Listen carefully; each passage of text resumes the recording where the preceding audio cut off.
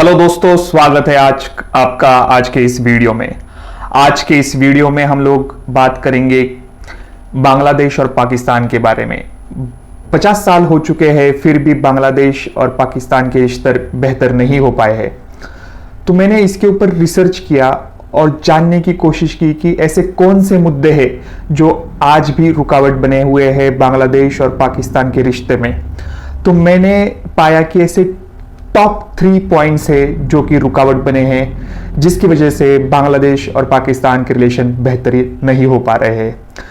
जानने के लिए देखिए ये पूरा वीडियो। दोस्तों, साल था 1971 जब बांग्लादेश के जनरल, उस टाइम के पाकिस्तान के जनरल इलेक्शंस हुए थे और उसका रिजल्ट आया था। मैं आपको बता दूं कि पाकिस्तान में उस टाइम नेशनल असेंबली में 313 सीटें हुआ करती थी, यानी कि जो भी पार्टी 157 यानी 157 सीट्स अगर लेके आए तो वो पाकिस्तान को गवर्न कर सकती थी, पाकिस्तान में सरकार बना सकती थी। और ऐसे हालात में बांग्लादेशी अवामी लीग, जो एक ईस्ट पाकिस्तान यानी कि आज का जो बांग्लादेश है, उस टाइम की वो एक पार्टी थी जिसे लीड कर रहे थे शेख मुजीबुर रहमान। शेख मुजीबुर रहमान की पार्टी को 167 सीट्स मिले, यानी जो मेजॉरिटी यानी बहुमत का आंकड़ा है उससे भी 10 सीटें ज्यादा मिली। बट फिर भी शेख मुजीबुर रहमान को पाकिस्तान का प्रधानमंत्री या प्राइम मिनिस्टर नहीं बनाया गया। तो इस बात को लेके बांग्लादेशी, आज के उस टाइम के जो बंगाली लोग थे, उनमें काफी गुस्सा आया कि ये हम लोगों के ऊपर जस्टिस नहीं हो रहा है, हम लोगों के ऊपर अन्याय हो रहा है। हम तो एक बंगाली सेंटिमेंट हर्ट हुआ उस टाइम। और ये खाली 1971 में नहीं हुआ था, ये लगातार जब से पाकिस्तान आजाद बना है तब से बंगालियों के साथ एक डिस्क्रिमिनेशन हो रहा था।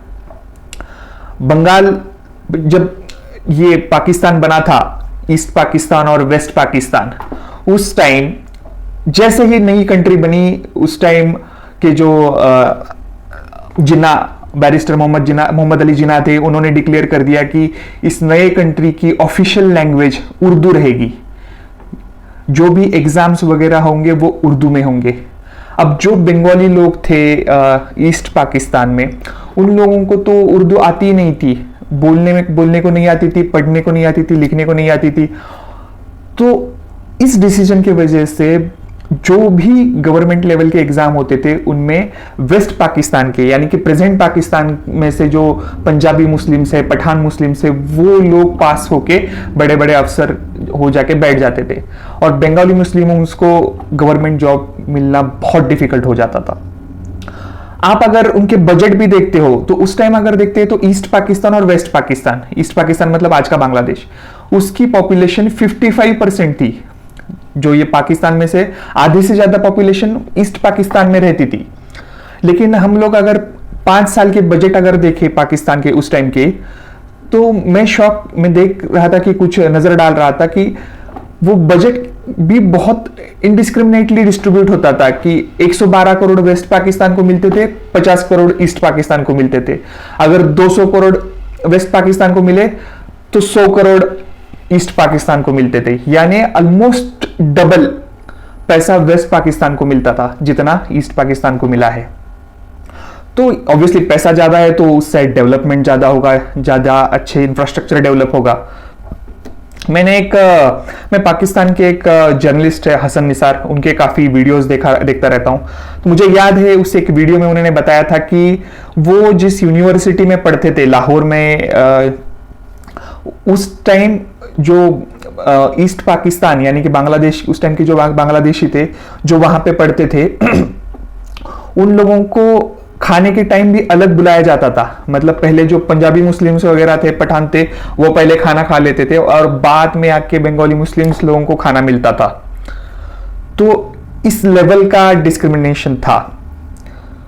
तो उस टाइम जब शेख मुजीबुर रहमान को प्रधानमंत्री होने से रोका गया तो बंगाली लोगों का सेंटिमेंट काफी हर्ट हुआ, जो कि पहले से उनमें गुस्सा धीरे धीरे बढ़ रहा था वेस्ट पाकिस्तान के खिलाफ। और वो मान लो कि वो गुस्सा फूट गया 1971 में।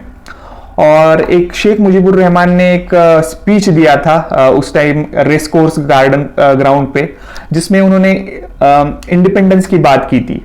तो ये बात पाकिस्तान आर्मी के चीफ वहां उस टाइम के याहिया खान, उनको पता चल गई। अरे तो उनको काफी गुस्सा है कि हम लोगों के अगेंस्ट रिवॉल्ट की बात कर रहा है, इंडिपेंडेंस की बात कर रहा है। तो उन्होंने ऑर्डर्स दे दिए, उन्होंने एक ऑपरेशन लॉन्च किया, ऑपरेशन सर्च लाइट, जिसमें उन्होंने प्राइवेटली कहा कि 30 लाख बांग्लादेशी बंगाली मुस्लिमों को मार दो, बाकी सब चुपचाप बैठ जाएंगे, कोई हमारे आगे कुछ एक शब्द भी नहीं बोल पाएगा। और इस तरीके से जो पाकिस्तानी आर्मी है वो उसने ऑपरेशन सर्च लाइट में पकड़ के बंगाली मुस्लिमों को मारा। वहां पे जो हिंदू रहते थे उनको इंडिया का प्रॉक्सी समझते थे, उनको पकड़ के मारा। जो अवामी लीग यानी शेख मुजीबुर रहमान की पार्टी थी, वहां के लोगों को पकड़ के मारा। बहुत सारे रिकॉर्ड्स कहते हैं कि पाकिस्तानी आर्मी ने ऑलमोस्ट 30,000 हिंदुओं को मारा और 3 लाख बांग्लादेशी लड़कियों के और औरतों का रेप हुआ है। 30 लाख बांग्लादेशी वुमेन्स। तो और ये नंबर्स, मैं कोई इंडिया का बंदा हूं इसलिए मैं खुद नहीं कह रहा, आप ये इंटरनेशनल लेवल पे बहुत सारी जो ऑर्गेनाइजेशन है, न्यूट्रल ऑर्गेनाइजेशंस या न्यूट्रल कंट्री, आप यूएस की रिपोर्ट्स पढ़ लीजिए, आप यूनाइटेड किंगडम की रिपोर्ट पढ़ लीजिए, जो भी इसके ऊपर हुआ है, वो सब लोगों ने बोला है कि तकरीबन 1 लाख से लेके 2 लाख लोग तो जरूर मरे हैं इसमें। बहुत सारे औरतों का रेप हुआ है इस पे। खुद पाकिस्तान ने एक कमेटी बिठाई थी, उनके जो चीफ जस्टिस थे पाकिस्तान सुप्रीम कोर्ट के, जस्टिस हमीदुर रहमान। उस कमीशन में भी बताया गया है, कमीशन के फाइनल रिपोर्ट में भी यही कहा गया है कि पाकिस्तानी आर्मी ने वहां पे बंगाली मुस्लिम लोगों के ऊपर, वहां के औरतों के ऊपर एट्रोसिटीज किए हैं। और ये रिपोर्ट बाद में उसको बंद करके कबर्ड में रख दिया गया, इसके ऊपर कुछ एक्शन नहीं हुआ जो कि होना चाहिए था। तो ये जो पाकिस्तानी आर्मी ने जीनोसाइड किया है बंगाली लोगों का बांग्लादेश में, तो बांग्लादेश की एक कंडीशन है। बांग्लादेश चाहता क्या है कि जो मैं बोल रहा था कि 3 पॉइंट है, उसमें से पहला पॉइंट, बांग्लादेश कहता है कि पाकिस्तान के साथ रिश्ते तभी अच्छे होंगे जब पाकिस्तान एक क्लियर एपोलॉजी देगा। मतलब पाकिस्तान की तरफ से सीधा एक एपोलॉजी आना चाहिए, एक माफीनामा आना चाहिए, जिसमें एक स्टेटमेंट होना चाहिए कि जो पाकिस्तान आर्मी ने 1971 में बांग्लादेश में किया, जो जेनोसाइड किया, वो गलत था और उसके लिए हम शर्मिंदा है और माफी मांगते हैं। ये क्लियर वर्डेड लेटर पाकिस्तान की तरफ से रिलीज किया जाना चाहिए। बट पाकिस्तान, ऑब्वियसली पाकिस्तान तो ऐसा करेगा नहीं। तो लेकिन बांग्लादेश की तो ये कंडीशन है कि जब तक आप अपोलॉजी नहीं मांगोगे, आप 1971 में जो हुआ, तब तक रिलेशन बेहतर नहीं हो पाएंगे। तो ये था पॉइंट नंबर 1। पॉइंट नंबर 2, जब बांग्लादेश पाकिस्तान से अलग हुआ तो बांग्लादेश की डिमांड थी कि जो भी नेशनल एसेट्स है, यानी कि जो भी उस कंट्री की जो प्रॉपर्टी है, वो इक्वली डिवाइड की जाए। क्योंकि ऑब्वियसली 55% लोग बांग्लादेश में रहते थे और 45% लोग पाकिस्तान में रहते थे, तो ऑलमोस्ट आधा आधा तो हो जाना चाहिए था प्रॉपर्टी डिवाइड।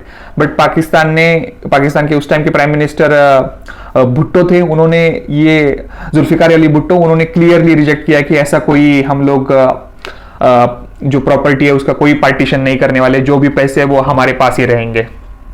तो बांग्लादेश के हिसाब से वो चाहते हैं कि उन्हें कम से कम $4.3 बिलियन चाहिए उस वक्त का मुआवजा, जो कि पूरा पाकिस्तान ने अकेले हड़प लिया। कंट्री अगर डिवाइड हो गई तो जैसे इंडिया और पाकिस्तान डिवाइड हो गए तो दोनों ने प्रॉपर्टी आधा आधा बांट ली थी।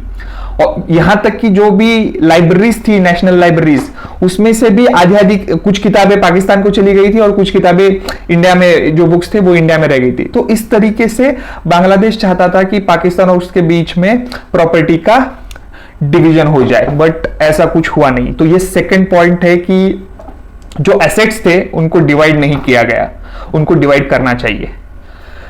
उस टाइम दोस्तों जब ये पाकिस्तान बना था तो ऑब्वियसली बहुत सारे मुस्लिम्स थे, उन्होंने डिसाइड किया कि वो लोग इंडिया में ही रहेंगे, वो इंडिया को छोड़ के नहीं जाएंगे। बहुत सारे मुस्लिम्स थे जिन्होंने डिसाइड किया कि नहीं, हमें इंडिया में नहीं रहना है, अभी जो नया पाकिस्तान बना है, ईस्ट पाकिस्तान, वेस्ट पाकिस्तान, हम लोग उसमें चले जाएंगे। तो जो लोग वेस्ट पाकिस्तान के, जिनको लगता था कि वेस्ट पाकिस्तान पास में है, तो हम लोग उधर शिफ्ट हो जाएंगे। अब जाहिर सी बात है कि बिहार वगैरह, उत्तर प्रदेश या आप झारखंड वगैरह, इंडिया के जो कुछ स्टेट है, वहां के मुस्लिम लोगों को वेस्ट पाकिस्तान काफी दूर था। इससे अच्छा वो ईस्ट पाकिस्तान उनके लिए 500-600 किलोमीटर चले गए तो वेस्ट पाकिस्तान आता था। तो उन लोगों ने ऐसे, बिहारी जो पॉपुलेशन थी, जो हिंदी बोलती थी, जो उर्दू बोलती थी, वो ईस्ट पाकिस्तान में चली गई। और ऑब्वियसली वो एक ऐसे जगह पे रह रहे थे जहां पे आजू बाजू में सभी मुस्लिम्स है, लेकिन वो बंगाली मुस्लिम्स है। और वो जो बिहारी मुस्लिम्स थे, उनका जो अफेक्शन था वो वेस्ट पाकिस्तान के लिए था, क्योंकि वेस्ट पाकिस्तान में उर्दू बोला जाता था और ये खुद भी बिहारी मुस्लिम थे, ये उर्दू बोलते थे। तो जब भी ये बांग्लादेश वॉर हुआ था, लिबरेशन वॉर, उसमें ये बिहारी मुस्लिम जो है वहां के, उन्होंने वेस्ट पाकिस्तान की साथ दिया था, ना कि ईस्ट पाकिस्तान का। और तब से ये लोग वहां पे पड़े हुए हैं बांग्लादेश में। बांग्लादेश उनको एक्सेप्ट नहीं करता, बांग्लादेश नहीं मानता, क्योंकि बांग्लादेश मानता है कि ये लोग जो है, इन्होंने हमारा साथ नहीं दिया था बांग्लादेश लिबरेशन वॉर में, इन्होंने वेस्ट पाकिस्तान का साथ दिया था, तो हम लोग इनको अपना सिटीजन नहीं मानते। तो बांग्लादेश की डिमांड है कि जो कोई भी ये बिहारी मुस्लिम्स वहां पे रह रहे हैं, आप उनको ले जाओ। वो उनका कहना है कि पाकिस्तान ने ऐसे लोगों को एक्सेप्ट करना चाहिए और वहां से उनको उठा के अभी के पाकिस्तान में माइग्रेंट्स बना के वहां पे उनको सेटल करना चाहिए। जो ये तीसरी कंडीशन भी पाकिस्तान एक्सेप्ट नहीं कर रहा है। तो ये 3 रीजन है जिसकी वजह से बांग्लादेश और पाकिस्तान के रिलेशंस अच्छे नहीं हो पा रहे हैं। नंबर 1 रीजन मैंने बता दिया कि बांग्लादेश को एक क्लियर अपोलॉजी चाहिए। नंबर 2 है कि उनको प्रॉपर्टी का प्रॉपर डिवीजन चाहिए। और नंबर 3 है कि वो चाहते हैं कि जो बिहारी लोग हैं, जो बांग्लादेश में है, उनको, बिहारी मुस्लिम्स लोगों को पाकिस्तान वहां से उठा के लेके चले जाए। और एक बात हुई थी दोस्तों, 1970 में जो बांग्लादेश था उस टाइम का, ईस्ट पाकिस्तान, वहां पे एक साइक्लोन आया था। तो और काफी तबाही मच गई थी उस साइक्लोन की वजह से। तो दुनिया भर से मदद आई थी, एड आई थी, और ये अराउंड $200 मिलियन की थी, जो कि खाली ईस्ट पाकिस्तान के लिए आई थी, क्योंकि साइक्लोन, जाहिर सी बात है, वेस्ट पाकिस्तान और ईस्ट पाकिस्तान में 3-4 हजार किलोमीटर का डिस्टेंस है। तो साइक्लोन की तबाही सिर्फ ईस्ट पाकिस्तान में हुई थी, उसको वेस्ट पाकिस्तान से तो कोई लेना देना नहीं था। तो ये $200 मिलियन ईस्ट पाकिस्तान को दे देने चाहिए थे। वो भी पाकिस्तान ने ये पैसे ईस्ट पाकिस्तान को नहीं दिए थे। तो ऐसी बहुत सारी चीजें हैं जिसकी वजह से ये 2 कंट्रीज के रिलेशन आज तक ठीक नहीं हो पा रहे हैं। बीच में 2002 में जब अपोजिशन पार्टी की, बीएनपी की प्राइम मिनिस्टर खालिदा जिया थी, तो उन्होंने ये जनरल मुशर्रफ को इनवाइट किया था बांग्लादेश, ढाका में। तो ढाका में जाके जनरल मुशर्रफ ने उनके स्पीच में एक वर्ड बोला था कि हाँ, उन्हें रिग्रेट है कि बांग्लादेश अलग हुआ। तो बहुत सारे पाकिस्तान के लोग ढोल बजा रहे थे कि अरे भैया चलो, हमने माफी मांग ली, हमने अपोलॉजी ले ली, अब जो है बांग्लादेश को रिलेशंस बेहतर बनाने होंगे। बट बांग्लादेश की जो अवामी लीग यानी शेख हसीना की पार्टी है, उन्होंने कहा था कि ये खाली रिग्रेट वर्ड को अपोलॉजी नहीं समझा जाएगा। पाकिस्तान को क्लियर वर्ड्स में जो बंगाली मुस्लिम लोगों का जिनोसाइड हुआ है उसके लिए माफी मांगनी होगी, और एक जिसमें प्रॉपर वर्ड्स होने चाहिए। बांग्लादेश के एक फॉरेन मिनिस्टर भी है, कुछ मोमिन नाम है, मैं नाम भूल रहा हूं उनका, उन्होंने भी क्लियर कहा है, और शहरियार आलम और एक डिप्टी मिनिस्टर है, उन्होंने भी कहा है कि जब तक पाकिस्तान क्लियर अपॉलॉजी नहीं मांगेगा तब तक बांग्लादेश और पाकिस्तान के रिलेशंस अच्छे नहीं होंगे। तो दोस्तों, ये थे टॉप 3 पॉइंट्स। ऐसे ही इंटरेस्टिंग वीडियो देखने के लिए please like, share and subscribe. मिलते हैं अगले वीडियो में, तब तक के लिए गुड बाय।